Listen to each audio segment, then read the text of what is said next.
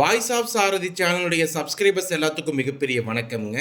இன்னைக்கு நம்ம இந்த வீடியோல என்ன பார்க்க போறோம் அப்படின்னா, என்கிட்ட இருந்து உங்களையும் உங்ககிட்ட இருந்து என்னையும் எந்த சக்தியாலும் பிரிக்கவே முடியாது.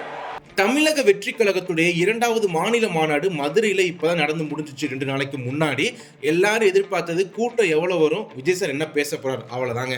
இப்போ விஜய் சார் அந்த டைமில் வந்து ஸ்டேஜுக்கு வந்தப்ப நல்லா இருந்துச்சுங்க. அது மட்டும் இல்லாமல் முக்கியமாக அந்த பாட்டு ஒன்று ரிலீஸ் பண்ணாங்க, கழக பாடல்னு சொல்லி. அது ரொம்ப நல்லா இருந்துச்சுங்க. அதுக்கப்புறம் விஜய் சார் வந்து அந்த ரேம்ப் வாக் வந்தாங்களே, அது வரும்போது வழக்கம் போல விக்ரவாண்டியில் என்ன பண்ணாரோ அந்த மாஸ், அந்த கெத்து கண்டிப்பா இருந்துச்சு.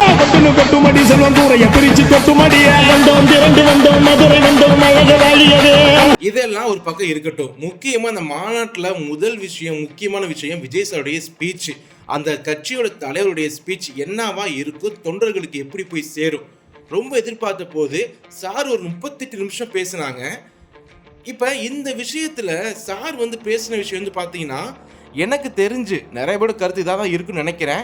அதில் ஒரு பாயிண்ட் கூட வந்து பார்த்தீங்கன்னா ரொம்ப வேலிடாக இல்லைங்க.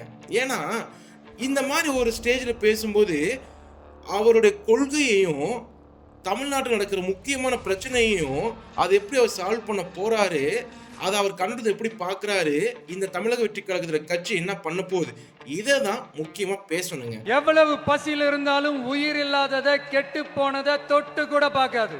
இதை பற்றி பேசாம என்ன பேசுனா பசங்க கை தட்டுவாங்க, என்ன பேசுனா பசங்க சந்தோஷப்படுவாங்க, என்ன பேசுனா பசங்க மாஸ் காட்டுவாங்க, இதை மட்டும் தெரிஞ்சுக்கிட்டு விஜய் சார் வந்து அடுக்கு முடியல, ஒரு மாதிரி இப்படி சொல்றதுனா எதுகை மோனை இல்லை, வழக்கம் போல மெர்சல் டு இந்த மாஸ்டர், இந்த பிகில், அதுக்கப்புறம் வந்து அந்த வாரிசா இருக்கட்டும், இந்த மாதிரி ஸ்டேஜில் ஆடியோ லான்ச்சில் பேசின அதே ஒரு பாணியில தான் சார் பேசினாங்க.